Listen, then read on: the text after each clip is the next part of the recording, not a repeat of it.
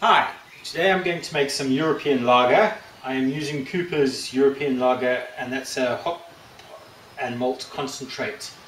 Also, for this lager we require 1 kilo of light dry malt and half a kilogram of dextrose. That's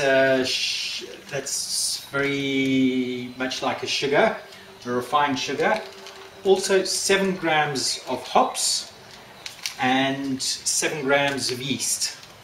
Right, the first thing we do is we sterilize our container here to brew our lager in, and then all the pieces that go with it. That's the one-way valve, the spoon that we're going to use to mix everything, the tap, the piece for the bottom of the tap, and obviously the lid. First thing we do is we put the little siphon into the tap, and that is 180 degrees opposite the tap where our beer will come out. The reason for this is to stop all the sediments from sucking up from the bottom. So we get this into the barrel here, and what we need is a good tight seal, because we do not need air coming into this. So really tight like that. And although that is now upside down, don't worry about that. That'll be sorted out later on when we bottle our beer. Right, firstly, into the container goes our European concentrate, and here you'll need a spoon. What I've also done is boiled some water, because as you see this is really thick and syrupy. So what we'll have to do is, to get the rest of this out, is fill this with boiling water, which we will do now.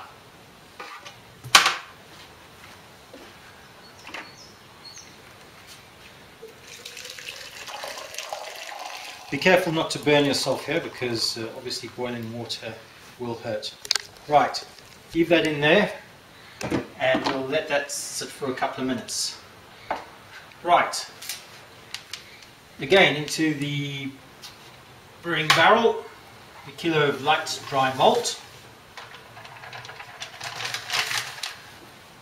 followed by half a kilo of dextrose. That's the light sugar mix.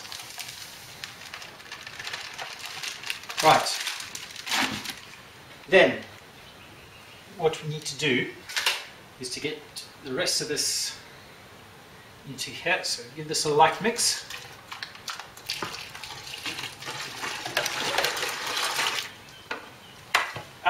And it's always a good idea to make sure your tap is off. Get the rest of that into there. Now what we need to do is give this a really good mix, because you'll find that you'll get a lot of lumps. But don't worry about that, keep mixing and they will come out. And if you have a look in there, as you can see, as I said, it'll be a bit lumpy, but that is absolutely normal. So just keep stirring this and they will come out eventually.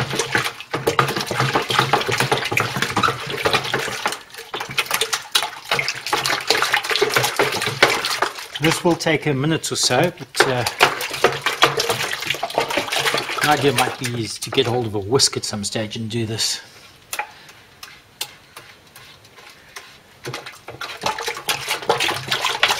You can already see the colour starting to come through from the concentrate.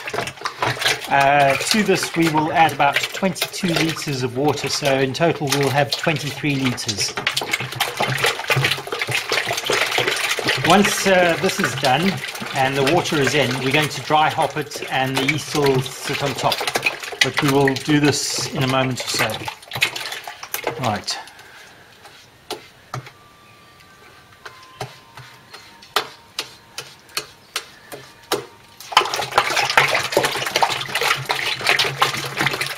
Trying not to splash yourself too much.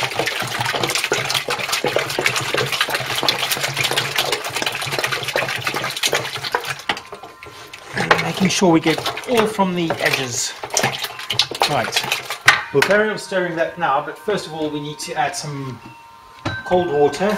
This you don't really want more than 24 to 26 degrees.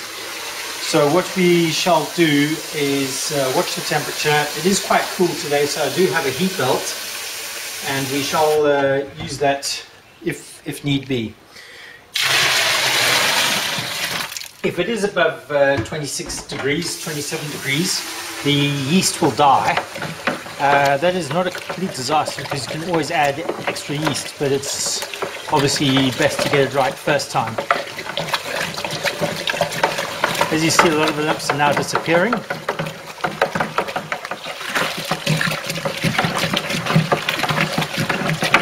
Keep mixing.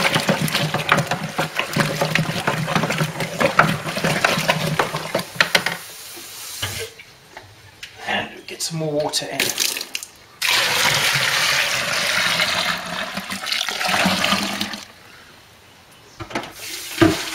Right, I'm topping it up with purely cold water, lift that up there, and I've marked the container here to 23 litres, just to make life a little bit easier for myself. Right, in goes the remaining bit of water.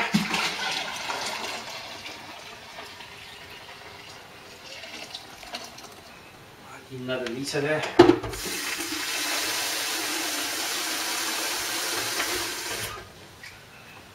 Right.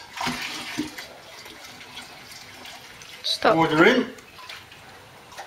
Again, give this a good mix.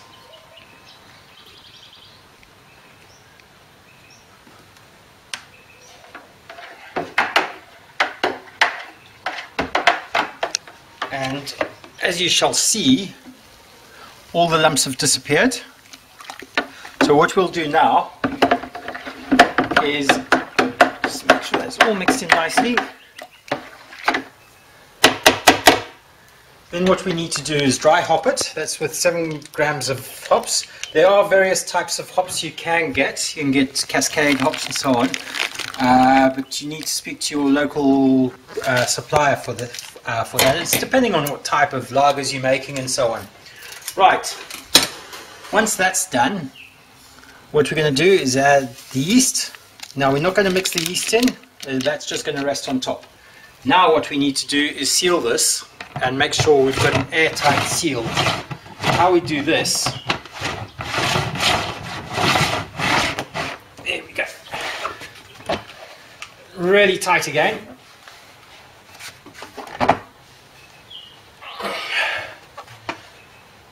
This will stop exterior bacteria getting in.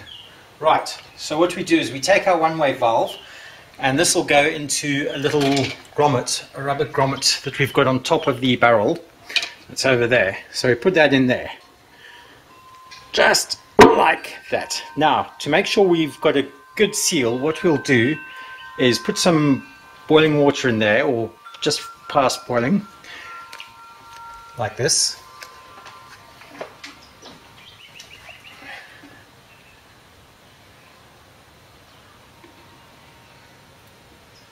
Right, the water's in there. Now we're going to see if we've got a good seal. The way we do this is give the barrel a little squeeze, and we have the rest of the water left there.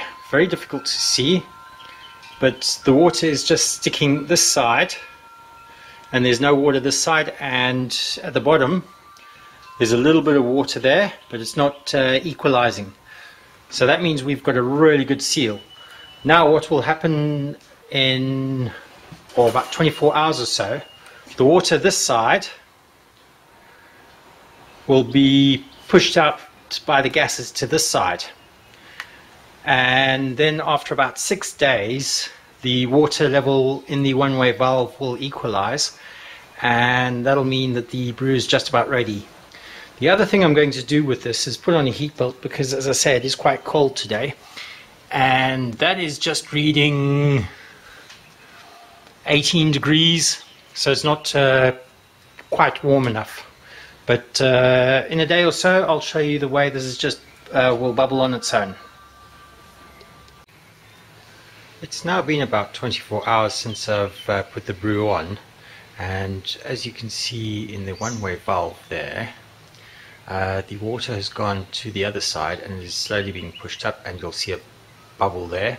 That's the gas escaping. So this has now got another 5 days to go before it's ready. Right, our brew has finished brewing. As you see, the water level is just about equal. So now what we're going to do is bottle this. This brew will make about 60 bottles. So what we're doing, taking our bottles, I'm using a non-rinse sterilizer here. So the bottles straight into the bucket of water, fill them up, rinse them out, and let them drip dry. What I have over here are the rest of the bottles that I have sterilized, and so what we're also going to do is sterilize our one-way tap or pressure tap. So also again, straight into the water, straight out, get rid of the excess, and then what we do is put it into the tap over here like this, straight in there, and then just turn that gently down. Perfect. Remove the one-way valve because we need air coming into this now so we can actually do the bottling. Right, so we take a bottle, hide the advertising label there, into there 5 ml of sugar, straight into the bottle. Right, just before we bottle that, what I should have done first of all is open the tap. All I'm doing is taking off the top there, just get rid of any bits that are floating. As you see, there are bits and pieces that are floating around. We don't want that in our beer. So the first bit we can discard. Right, then for bottling. Straight up, hold that down. Or up even. Till it gets to the top, stop. And that is it. Then, to turn that off, take a cap,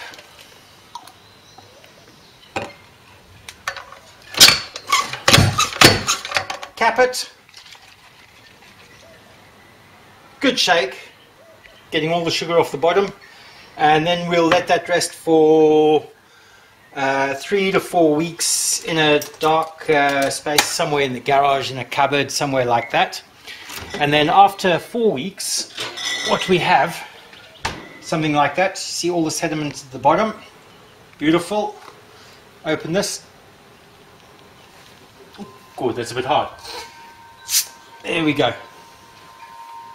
Right, and then we try. What about the sediment at the bottom?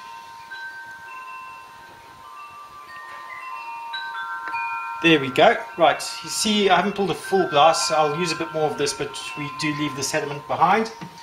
And that is a beer after 4 weeks. Good head, good colour. Cheers.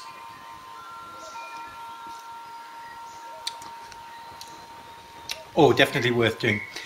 Anybody with any views or ideas, please leave comments. Thank you.